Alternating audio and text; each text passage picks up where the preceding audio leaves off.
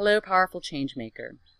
Greetings from tropical and hot Chiang Mai, Thailand. My name is Lorna Li, and I'm the host of Entrepreneurs for a Change, a web show about evolutionary entrepreneurs who are changing the world, making an impact, and designing businesses that support the lives that they've always wanted. Now, it's really important to build an email list if you are an entrepreneur or a business owner, because your email list is your database of customers, prospects, and fans that, they're essentially your tribe. And if you have a great relationship with your tribe who values what you offer, then chances are you will always be able to generate business for yourself. So how do you get started with email list building? Well, the very first place is obviously start with your website.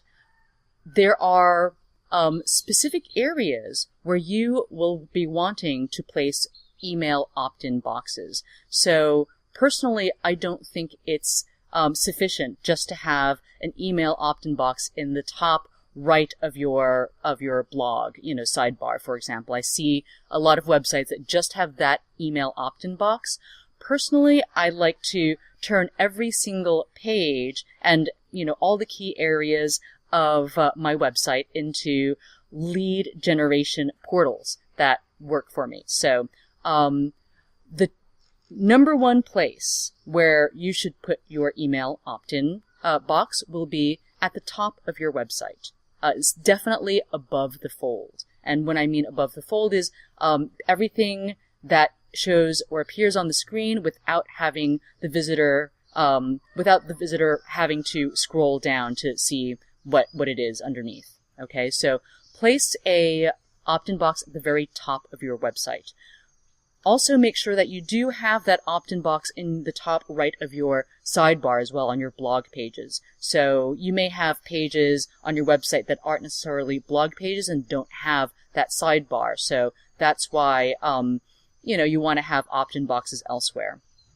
Another place I like to place my opt-in box is at the bottom of my website, basically at the bottom of every page. That way, if a visitor is, reading content, and if they, are liking it and are reading to the bottom of the article, then they will see the opt-in box. And if they're inspired at that point to opt in and subscribe to the newsletter, they can.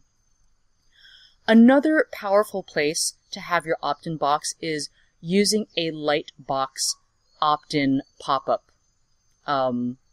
type of feature. So you can, if you have a WordPress site, you can get any number of plugins that will allow you to have a lightbox pop-up. The one that I use is called Pop-Pp Domination. And even though they're kind of annoying, the truth is they convert at a much higher rate than any of the other opt-in boxes on your site. Okay? So I would time it so that the opt-in box appears a few seconds after the person's actually access the content that they are wanting on your site, so you don't just annoy them immediately. So give them some time to, see the content and then have that box appear. There's numerous settings that you can indicate in the lightbox features. I'm not going to get into them right now. But one important thing that you should do is to make sure that every opt-in box has a different email form associated with it. That way you can track which areas of your web page or which opt-in boxes that are placed in the different areas of your website or web page. You can see which ones are converting the best. That's it for now. Thank you so much for joining me. If you liked this video, please give it a thumbs up and subscribe to my channel.